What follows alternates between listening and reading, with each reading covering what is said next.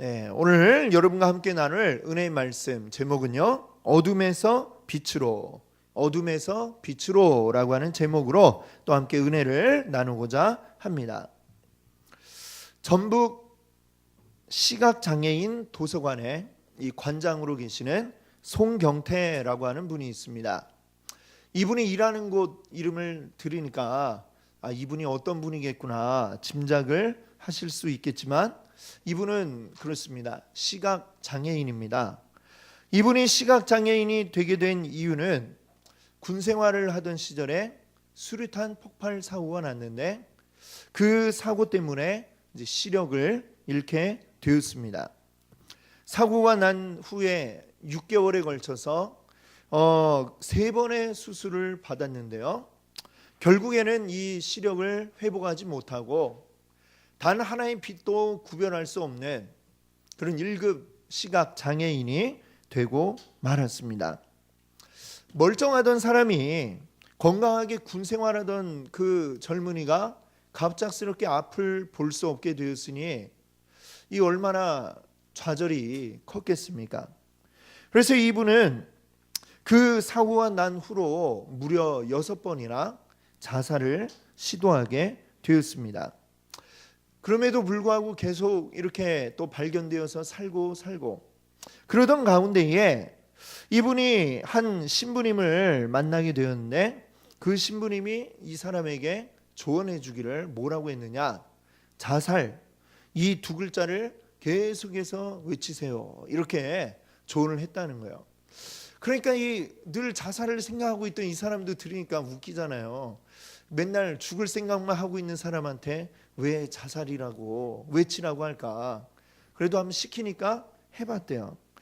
자, 자살 살자 이렇게 되죠. 그렇죠. 어느 순간인가 계속해서 외쳤더니 자살이 살자로 들리기 시작을 한 것입니다. 그때에 이 송경태라고 하는 분이 그때 마음에 이제 깨우치고, 그래, 이제는 한번 살아보자라는 의지를 불태우게 되었다는 것이죠. 그 이후로 이 송경태 씨는 점자를 익히게 되었고, 그리고 대학에 진학을 해서요, 사회복지학을 전공했습니다. 그리고 지금 그 관장으로 있는 시각장애인 도서관, 이 도서관을 스스로 이제 또 여러 군데 이제 도움을 받아서 세워서 지금은 그 도서관의 관장으로 또 일을 하고 계십니다. 자, 그런데 그것보다도 더 놀라운 게 있는데요, 이 송경태 씨는 세계 4대 극한 마라톤, 이 모든 4대 극한 마라톤을 완주해서 극한 마라톤 그랜드슬램이라고 하는 것을 달성하기도 했다고 합니다. 이 4대 극한 마라톤이 어떤 것이냐면은, 이제 4대 대회니까 4가지가 있겠죠. 첫 번째는 중국 고비 사막 마라톤 대회, 이게 첫 번째고요. 두 번째는 이집트 사하라 사막 마라톤 대회, 듣기만 해도 막 무시무시하지 않습니까? 세 번째는 칠레 아타카마 고원 마라톤 대회, 그다음 네 번째는요, 남극 마라톤 대회. 이게 세계 4대 극한 마라톤 대회라고 하는데, 이 이름만 들어도, 이 대회가 열리는 지명만 들어도 정말 후덜덜한데, 뭐 그런 데서 꼭 뛰어야 되나 이런 생각이 들잖아요, 우리는. 굳이 왜 거기까지 가서 뛸까? 근데 이 대회에 정말 숱한 몸 건강하고 앞을 잘 보는 사람들도 제대로 통과를 못 해갖고 탈락하는 그런 일들이 벌어지는 이 극한 마라톤 대회를 이분이 참여를 해가지고 끝까지 완주를 해냈다는 것이죠. 그것도 지금도 여전히 계속 매년 이러한 극한 마라톤 대회에 참여해서 계속해서 뛰고 있다라고 합니다. 이분이 막 달려갈 때에 그 옆을 지나가는 사람들이, 이분은 앞을 잘 못 보니까 아무래도 속도가 느리겠죠. 그분을 지나가는 사람들이 뭐라고 하느냐, 저 사람도 저렇게 하는데 내가 포기하면 안 되지 하면서 다른 사람들이 끝까지 이제 완주를 하고, 이분은 앞을 못 보니까 이제 제일 마지막으로 꼬린 지점에 도착하겠죠. 그러면 사람들이 나와가지고 박수를 막 치면서 당신 때문에 내가 이렇게 끝까지 완주했다라면서 박수를 치고 그런다는 거예요. 정말 이 송경태 씨 정말 다른 사람들에게도 힘을 주는, 비록 아픔 볼 수 없지만 오히려 다른 정상인들에게 힘을 주는 그러한 삶을 살아가고 있는, 정말 아마 박수받아 마땅한 삶을 사는 분이다라고 이렇게 생각이 듭니다. 이 송경태 씨의 인생에 있어서 정말 가장 극적인 전환점이 되었던 그때는 언제겠습니까? 아까 말씀드린 것처럼 자살이 살자로 바뀌게 된 아마 그 순간일 것입니다. 죽음에서 삶으로 나온 순간이 되는 것이고 어둠에서 빛으로 그의 인생이 바뀌게 된 바로 그러한 순간일 것입니다. 우리 인생 가운데 이러한 극적인 경험을 할 수 있다는 것은 아마도 굉장한 큰 복이다라고 이렇게 말할 수 있을 것입니다. 아마 이런 순간이 없이 계속해서 살아가는 사람이라면 계속해서 어두운 가운데 있을 수밖에 없기 때문입니다. 오늘 우리가 함께 읽었던 이 본문 말씀은 바로 우리들에게도 그러한 순간이 있었다라고 우리에게 말씀하고 있습니다. 8절 말씀을 한번 보세요. 너희가 전에는 어둠이더니 이제는 주 안에서 빛이라, 빛의 자녀들처럼 행하라. 아멘. 이렇게 말씀하고 계신 것이죠. 우리가 예수 그리스도를 믿게 되었을 때에 우리는 어떻게 되었느냐? 어둠에서 빛으로 우리는 바뀌어지게 되었고 옮겨지게 되었다라고 말씀하고 있습니다. 앞서 말씀드린 그 송경태 씨의 경우처럼 우리도 죽음에서 삶으로 어둠에서 빛으로 바뀌어지는 이런 경험이 우리 가운데 있었다는 것을 여러분들 믿으시기 바랍니다. 아멘.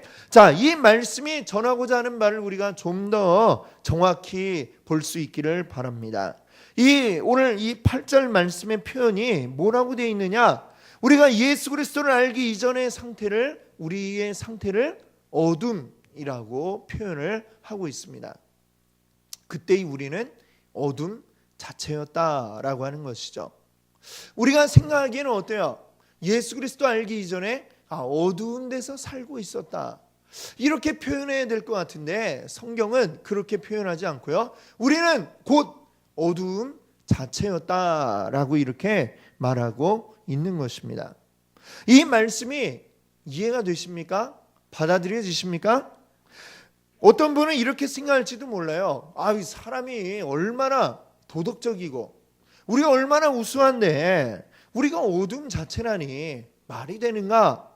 아마 이런 생각을 하시는 분들이 계실지도 모르겠습니다.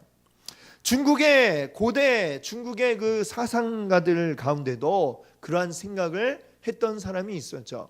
여러분, 성선설이라는 말을 들어보지 않으셨습니까? 사람은 태어날 때 본래 선하게 태어난다, 선한 존재다라고 이렇게 이야기를 하고 있습니다. 그런데 정말 그럴까요? 사람이 정말 태어날 때부터 선하기만 한 그런 존재일까요? 안타깝게도 우리가 그러지 못하다라고 하는 사실을 우리는 너무 잘 알고 있습니다. 사람이 본래 얼마나 악한 존재인가? 사람의 이 악함을 그대로 보여주는 역사적 사실은 무엇입니까? 바로 전쟁을 통해서 우리 인간의 그 본성이 그대로 드러나게 되어집니다. 우리는 지나간 20세기에 두 번의 세계대전을 이 지구는 겪어야만 했습니다. 온 세계가 전쟁에 휘말려서 수많은 사람들이 목숨을 잃고 죽어가야 했습니다. 자, 명분 없는 전쟁이 없다고 하지만 그 전쟁이 끝나고 나면 이긴 편이든지 진 편이든지 말로 표현할 수 없는 엄청난 피해를 입고 엄청난 인간성의 파괴를 우리가 경험하게 되는 것입니다. 그 20세기 직전인 19세기에만 해도 사람들은 정말 장밋빛 미래를 꿈꾸고 있었습니다.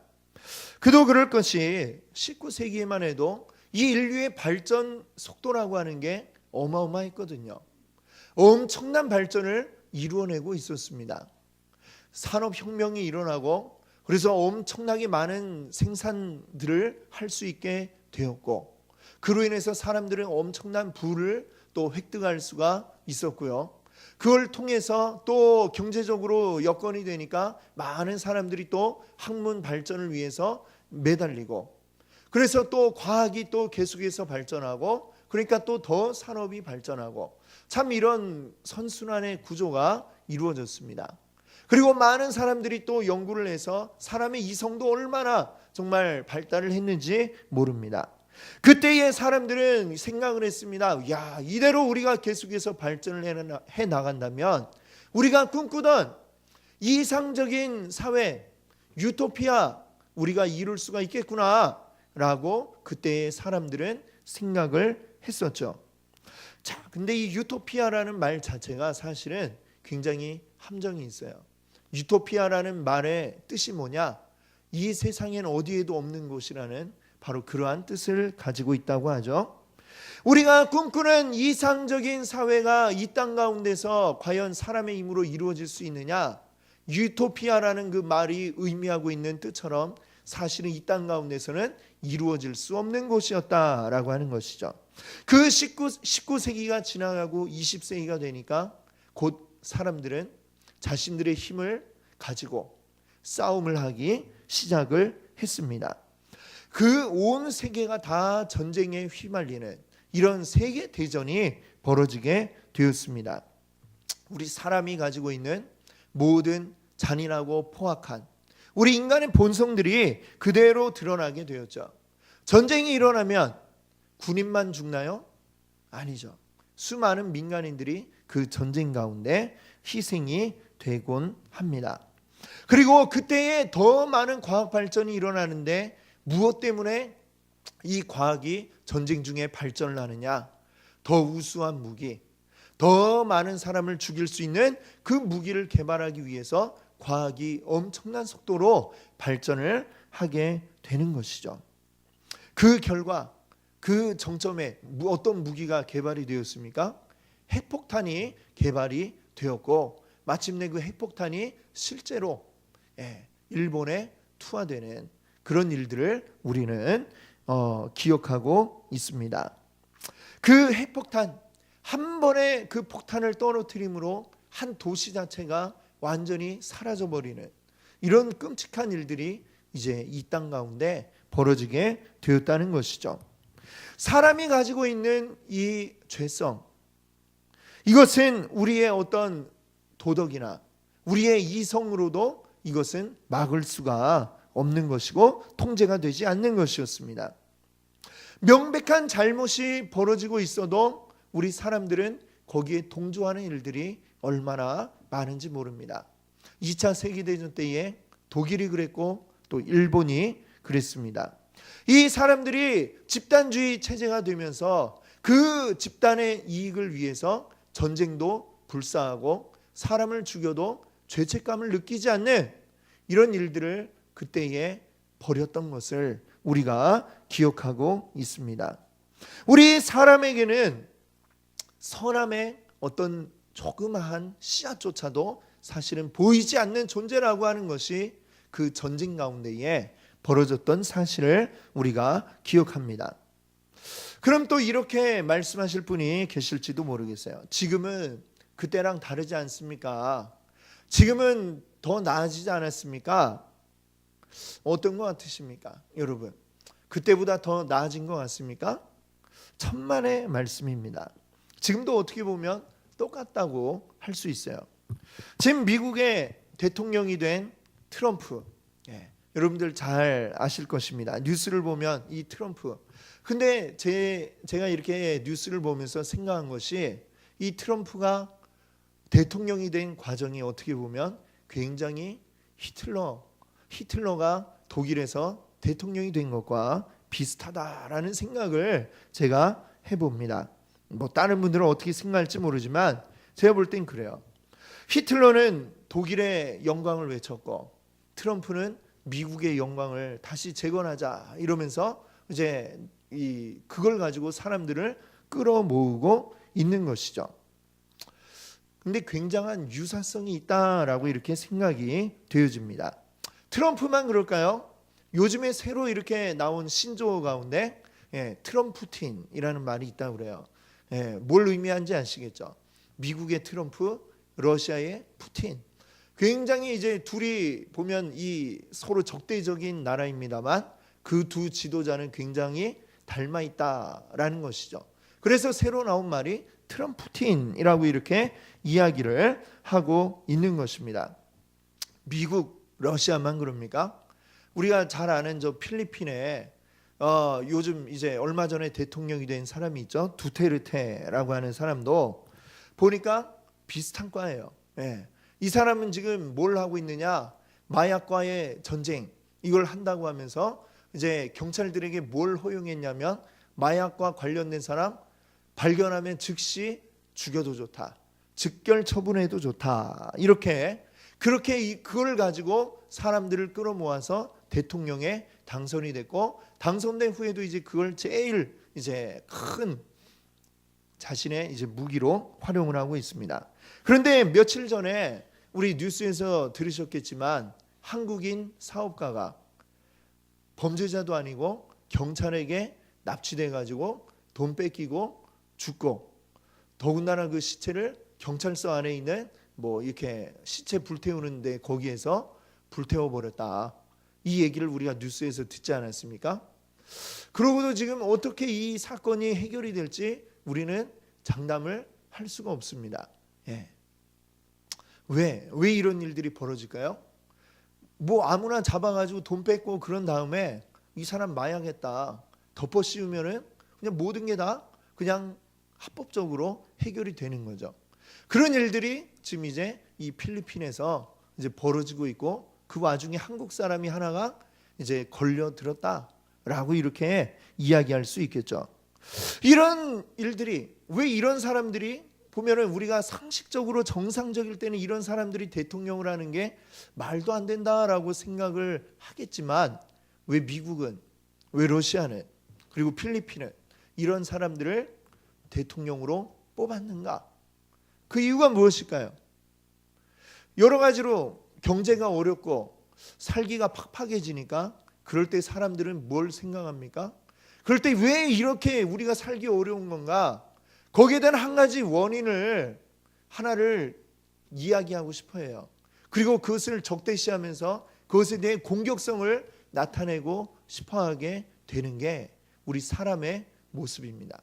우리 사람 안에 폭력성이 내재되어 있기 때문에 뭔가 이 불편함, 뭔가 이 힘들고 어려운 거에 대한 원인을 누군가에게 돌리고 싶어하는 거죠. 그것이 20세기에는 유대인들에게로 이렇게 나타났던 것이고 지금은 또 다른 누군가에게로 이렇게 화살을 돌리고 싶어하는 마음들이 여전히 이 세계 가운데 있으니까 뭐 흔히 하는 말로 도라이 같은 이런 사람들이 대통령이 되는 이런 일들이 벌어지고 있는 것입니다. 여러분, 우리 사람이 얼마나 악한 존재인가? 그 예를 들려면 정말 끝도 없이 우리가 들 수 있을 것입니다. 이 모든 것들 우리가 악하기 때문에 이 세상 가운데 상식으로 이해할 수 없는 상식이 뒤집히는 말도 안 되는 그런 죄악과 범죄들이 일어나고 있는 것입니다. 우리는 이 어둠 속에 어쩌다 보니 살아가는 이런 존재가 아니라 사실은 우리는 어둠 자체다라고 하는 것을 우리가 반드시 기억해야 하는 것입니다. 자, 근데 오늘 말씀이 뭐라고 우리에게 이야기합니까? 우리는 이제 더 이상 어둠이 아니다. 어둠이 아니라 뭐라고 그래요? 우리는 빛이다 라고 말씀하고 있습니다. 우리는 더 이상 그 죄에 머물러 있는 살아 움직이면 그냥 죄를 범하는 어둠 자체가 아니라 이제는 어둠에서 빛으로 바뀌게 되었다라고 말씀하고 있습니다. 너희는 이제 빛의 자녀다라고 말씀합니다. 여러분, 어둠은 빛과 함께할 수가 없습니다. 빛이 있으면 어둠은 물러가게 되는 것이죠. 우리가 어둠이었는데 어떻게 빛이 될 수 있었을까요? 우리에게 빛이 들어왔기 때문인 것입니다. 바로 예수 그리스도, 예수 그리스도가 우리에게 오심으로 우리의 모든 어두움이 사라지고 예수 그리스도가 우리 안에 머물러 계심으로 우리는 빛이 된 줄로 믿습니다. 아멘. 우리 오늘 본문은 아니지만 앞선 그 5장 1절 말씀을 보면 뭐라고 이야기합니까? 우리는 하나님의 자녀가 되었다라고 이야기하고, 그렇기 때문에 우리는 하나님을 본받는 자가 되어야 된다, 이렇게 말씀하고 있습니다. 자녀는 그 부모를 본받게 되어 있습니다. 부모가 하는 일들을 보면서 자연스럽게 보고 배우고 익혀서 부모가 하는 것처럼 똑같이 하게 되는 게 자녀인 것입니다. 우리는 빛이신 우리 주님의 자녀가 되어서 우리도 역시 주님의 그 모습을 배우고 익혀서 우리도 똑같이 주님과 같이 따라해야 한다는 것이죠. 그것이 오늘 이 에베소서에서 바울 사도가 우리에게 하고 있는 말씀인 것입니다. 우리가 빛의 자녀가 되었으니 우리도 열매를 맺을 때에 어떤 열매를 맺어야 합니까? 빛의 열매를 맺어야 할 줄로 믿습니다. 자, 그러면 이 빛의 열매는 어떤 것인가? 9절 말씀을 한번 같이 읽어볼까요? 빛의 열매는 모든 착함과 의로움과 진실함에 있느니라. 아멘. 빛의 열매를 세 가지로 말씀하고 있습니다. 어떤 것들입니까? 자, 첫 번째는 착함. 착함은 뭐예요? 선하다라고 하는 것이죠. 선함이 있는 것이고, 그 다음에 의로움이라고 하는 건 뭡니까? 하나님의 공의로움을 이야기하고 있습니다. 공의란 무엇이에요? 모든 사람에게 다 똑같이 대하는, 적용하는 게, 이것이 공의입니다. 그리고 진실함, 거짓이 없는 것이 바로 진실함이죠. 이 세 가지는 다 사실은 누구의 속성이냐면 하나님의 속성인 것입니다. 착함과 의로움과 진실함, 하나님이 가지고 계신 속성, 그 속성을 그대로 사실은 하나님이 사람을 만드실 때에 우리에게 주셨었죠. 아담과 하와를 만드실 때에 그 속성이 우리에게도 그대로 있었습니다. 근데 이것이 사라져버리게 된 계기, 바로 우리의 죄 때문이었다라고 하는 것이죠. 그런데 그것이 이제 흔적만 희미하게 남아있고, 흔적이 희미하게 남아있기 때문에 그래도 보면 세상 가운데 보면 어때요? 착한 사람도 있고 의로운 사람도 있고 그런 것입니다. 하나님을 몰라도 그래도 우리 안에 남아있는 희미한 그 흔적들이 있어서 착한 사람, 의로운 사람, 진실한 사람들도 그래도 있는 것이죠. 그런데 이제는 우리는 어떻게 되느냐? 이 세상 가운데 희미하게 남아있는 그 흔적들이 아니라 제대로 된 하나님의 그 진실함과 하나님의 의로움과 하나님의 선함이 우리 가운데서 이제는 나타나야 된다라고 말씀하고 있습니다. 우리에게서 나타날 착함과 의로움과 진실함은 세상이 가지고 있는, 세상에서 볼 수 있는 그것들과는 다른 것입니다. 말씀드린 것처럼 세상 가운데도 착한 자가 있고 선한 자가 있고 진실한 자가 있습니다. 그러나 그것은 어디까지나 우리 사람이 볼 때에, 우리 사람의 기준으로 볼 때에 착하고 그리고 진실하고 의로운 것이죠. 그러나 하나님의 기준은 그것과 너무나도 차이가 있습니다. 예수 그리스도께서는 우리에게 뭐라고 말씀하셨느냐 하면 이렇게 말씀하셨어요. 마태복음 5장 48절에 보니까요, 하늘에 계신 너희 아버지의 온전하심과 같이 너희도 온전하라. 우리 하나님의 자녀된 우리들의 기준은 세상의 기준을 뛰어넘는 것이어야 합니다. 세상에서 좀 이렇게 쟤 참 착해, 참 진실한 사람이야, 참 의로운 사람이야, 이런 말을 듣는 것으로 우리가 만족을 해서는 안 되고, 그거보다 더 뛰어넘어서 우리는 어느 정도까지 이루어야 하는 것이에요? 하나님만큼, 하나님의 온전하심 같이 너희도 온전하라. 하나님의 진실하심처럼, 하나님의 의로우심처럼, 하나님의 선하심처럼 너희들도 그러해야 한다라고 이렇게 말씀하고 있습니다. 조금 착한 것 같다가 늘 착한 사람이 늘 착하지만은 않죠. 착하다가도 순간 뭐 또 화나면 내가 봉으로 보이나 이러면서 또 화를 내기도 하고, 그 이 세상의 사람입니다. 의로운데 모든 것에 의로운 사람, 그런 사람 아마 보기 어려울 것 같습니다. 진실한데 정말 모든 순간에 진실한 사람, 아마 이 세상의 힘으로는 불가능할 것입니다. 그런데 우리에게는 빛이 와 있다는 것이죠. 우리에게는 예수 그리스도의 보혈의 은혜가 입혀졌다는 것입니다. 그리고 우리의 기준은 이 세상 가운데서 그저 좀 착한데, 좀 의로운데, 이런 칭찬 듣는 게 우리의 목적이 아니라, 우리의 목적은 하나님만큼 선해지고 하나님만큼 의로워지고 하나님만큼 진실해지는 것이 우리의 목표라는 사실을 우리가 기억할 수 있기 바랍니다. 그래서 성경에 우리에게 뭐라고 말씀하냐면, 그리스도의 장성한 분량만큼 너희가 자라나야 한다라고 이야기하고 있는 것이죠. 이 세상이 요구하는 수준을 넘어서 하나님의 모습까지 닮아가는 것, 그것이 바로 우리의 빛의 열매라는 사실을 기억하시기 바랍니다. 그런데 사실 우리는 어때요? 이 세상이 요구하는 만큼도 못할 때가 참 많지 않습니까? 그것을 우리는 계속해서 안타까워하면서 애통해하면서 주님의 힘을 주셔서 우리가 이것을 넘어설 수 있도록, 주님만큼 닮아갈 수 있도록 우리가 애통해하며 기도하지 않으면 안 되는 것입니다. 빛의 자녀인 우리에게서는 빛의 열매가 나타나야 하는 것입니다. 그것은 우리가 마땅히 해야 할 일이라고 하는 것이죠. 10절 말씀을 한번 읽어봅시다. 10절에 이렇게 말씀하죠. 주를 기쁘시게 할 것이 무엇인가 시험하여 보라. 자, 여기에 나와 있는 시험하여 보라 라고 하는 이 말은, 이 원문이 가지고 있는 뜻이 뭐냐면요, 찾아봐라, 조사해봐라, 이런 뜻입니다. 주님께서 무엇을 기뻐하실지 한번 너희가 직접 찾아보아라. 그것들을 조사해봐라. 조사해서 어떻게 하라는 걸까요? 그렇구나 하고 가만히 있으면 되겠습니까? 그거를 해봐라 라고 하는 게 오늘 말씀인 것이죠. 9절이 말씀하는 착함, 의로움, 진실함, 이것이 무엇인지 우리 머리로만 알고 있는 게 아니라 머리에서부터 그 다음에는 어디로 전달이 돼야 돼요? 우리 뇌와 우리 몸은 연결이 되어 있죠. 신경세포들로 연결되어서 그 다음에 머리가 명령하면 우리 몸이 움직이게 됩니다.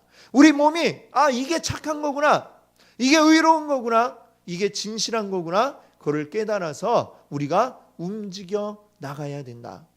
이 빛의 열매는 알고 있는 걸로 끝나는 게 아니고 그것을 우리가 직접 행할 때에 이루어진다라는 사실을 우리가 기억해야 되겠습니다.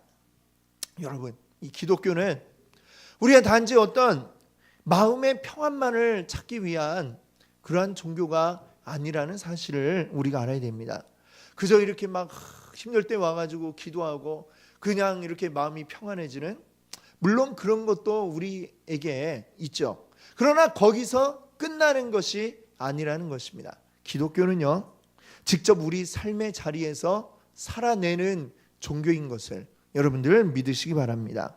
이것은, 기독교는 살아 움직이며 행하는 종교라는 사실을, 그것이 이 세상의 다른 종교들과 다른 점이고 차이라는 사실을 우리가 기억해야 하겠습니다. 우리 삶의 자리와 동떨어진 믿음이라고 하는 건 온전한 믿음이 아니라는 것입니다. 우리 머리에만 머물러 있는 것은 참된 믿음이 아니라는 것입니다. 내가 살아가는 삶의 그 자리에서 하나님의 모습을 닮아서 빛의 열매를, 착함과 의로움과 진실함을 펼쳐내는, 그것이 온전한 하나님의 자녀된 자들의 온전한 믿음인 것을 오늘 말씀하고 있는 것입니다. 야고보서 1장 25절은 이렇게 말씀합니다. 한번 같이 읽어볼까요? 자유하게 하는 온전한 율법을 실행하는 자니 이 사람이 그 복을 받으리라. 아멘. 자, 뭐라고 하고 있습니까? 자유하게 하는 온전한 율법은 그냥 들여다보는 자가 아니라, 들여다보고 있다가 듣고 그냥 보고 듣고 아 그렇구나 하고 나면 어떻게 돼요? 자연스럽게 내일 되고 모레 되면 머리에 하나도 남지를 않게 됩니다. 우리는 어떻게 되느냐? 보고 듣고 잊어버린 자가 아니라 실천하는 자다, 실행하는 자다. 하나님이 이렇게 말씀하고 있습니다. 그것을 이렇게 하는 거구나 깨달았으면 그대로 행하라 라고 하는 것이죠. 그 행하는 일에 복이 있으리라 라고 말씀하고 있습니다. 하나님의 복은 그저 우리가 머릿속으로 생각하고 아멘 할 때에 그것으로만 되는 게 아니라 아멘이 우리의 삶으로 드러날 때에 우리의 하나님의 복이 우리에게 임할 줄을 믿습니다. 아멘. 우리 빛의 자녀들은 어둠과는 달라야 합니다. 우리는 본래 어둠 가운데 있었다고 그랬죠. 어둠이었다라고 그랬죠. 어둠은 계속해서 자기의 이익을 취하고 자기의 유익을 취하며 다른 이들을 괴롭게 하고 그들에게 해를 입히는 게 어둠입니다. 자, 우리는 이 세상 가운데서 그들과 다르게 빛의 자녀로 살아가야 합니다. 그럴 때 우리가 가장 많이 듣는 말이 무엇이냐? 야, 너만 믿냐? 이런 말 너무 많이 듣죠. 또는 야, 꼭 그렇게까지 믿어야 되냐? 이런 말을 아마 굉장히 많이 듣게 될 것입니다. 이런 말을 들어야 제대로 지금 살고 있는 것이죠. 우리가 온전히 빛의 자녀처럼 이 땅 가운데 살아갈 때 세상은 그것을 굉장히 불편해하게 됩니다. 불편해하고 야, 너만 믿냐? 적당히 믿어라. 나도 믿는데 야, 너처럼 안 해. 심지어는 이러는 사람들도 나타나게 되는 것이죠. 세상은 우리에게 요구합니다. 믿으려면 적당히 너만 혼자 있을 때 믿어라. 이렇게 이야기를 하죠. 너무 내가 빛의 자녀인 거 티내지 말고 빛을 좀 적당히 가려줘라 라고 이렇게 이야기를 하며 요구를 합니다. 그리고 그냥 교회 가서나 잘 믿어 라고 이야기를 하죠. 그들은 우리가 세상 가운데 빛을 드러내는 것을 두려워하고 있기 때문에 그렇습니다. 이런 말들에 우리가 속아 넘어가면 안 됩니다. 그래, 교회에서나 잘하면 되지 라고 생각을 하면 우리는 그 말들에 속아 넘어가는 것입니다. 오늘 6절 말씀을 한번 보십시오. 에베소서 5장 6절. 누구든지 헛된 말로 너희를 속이지 못하게 하라. 아무도 우리 주변에서 그런 말로 우리를 속이지 못하도록 그 말에 내가 넘어가지 않도록 정신 바짝 차리고 우리는 이 믿음을 우리 삶의 자리에서 지켜나가야 한다라고 하는 것입니다. 세상은 우리를 속이려고 합니다. 그저 믿으려면 적당히 믿고 좀 티내지 말고 너 혼자 주일날 교회 가서 열심히 하는 거 그냥 그거 이해해 줄 테니까 직장에선 이러지 마, 가정에선 이러지 마, 학교에선 이러지 마. 이렇게 세상은 우리를 속이려 하고 있다는 것이죠. 거기에 넘어가지 마시기 바랍니다. 우리는 교회에서 우리 믿음의 삶을 사는 게 아니라 우리 삶의 자리에서, 우리 가정에서, 직장에서, 학교에서, 내가 있는 그곳에서 이 믿음을 지켜나가야 하고 보여내야 하는 줄 믿습니다. 이 세상이 속이는 말에 넘어가게 되면 우리는 어떻게 되느냐? 이 6절 뒷부분에 보니까 이렇게 말씀하죠. 하나님의 진노가 불순종의 아들들에게 임하나니. 하나님의 진노가 누구에게 임해요? 불순종의 아들들에게. 누가 불순종의 아들들입니까? 우리를 속인 사람도 불순종의 아들이지만 거기에 속아 넘어간 사람도 역시 불순종의 아들이 될 수밖에 없습니다. 왜요? 하나님의 말씀에 순종하지 않았으니까요. 하나님이 우리에게 세상 가운데서 적당히 해라 말씀하지 않았습니다. 세상 가운데서 너희 빛을 드러내라 말씀했습니다.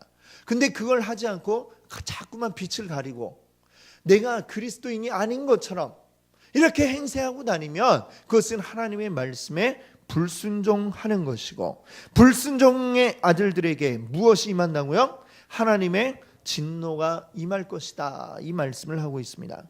오늘 우리가 이 말씀을 읽을 때에 우리가 기억할 것이 있습니다. 우리는 하나님의 진노를 두려워하는 자들이 되어서는 안 되겠습니다. 이 진노가 무서워서 억지로 마지못해 이렇게 하나님 말씀대로 살아가는 게 아니라 우리는 이 세상 모든 만물의 주관자이신 하나님의 자녀가 되는 특별한 은혜를 입은 사람들입니다. 너무나 기쁘고 즐거운 일이죠. 우리가 하나님의 자녀가 될 수 없는 자였는데 하나님의 자녀가 됐어요. 너무 기뻐요. 이 기쁨을 주체할 수가 없죠. 그래서 우리는 자연스럽게 이 세상 가운데서 하나님의 말씀대로 우리는 하나님의 아들이라고, 내가 이제 저 하나님의 아들이 되어서 하나님의 딸이 되어서 라고 자랑하며 그것을 드러내게 되는 것입니다. 그것이 바로 우리들의 삶이어야 할 줄로 믿습니다. 우리가 우리 삶 속에서, 우리 삶의 자리에서, 우리 살아가는 날들 가운데에 어떻게 우리 하나님을 저 사람들에게 보여줄 수 있을까? 그것이 바로 우리의 고민이 되며 우리의 기도가 되어야 할 줄로 믿습니다. 그럼 우리의 삶을 통해 우리 하나님이 우리의 뭐라고 그랬어요? 아빠, 아버지죠. 우리의 아빠 하나님을 우리 이 세상 가운데 드러내시고 증거하시는 그런 여러분들 되시기 바랍니다. 아멘.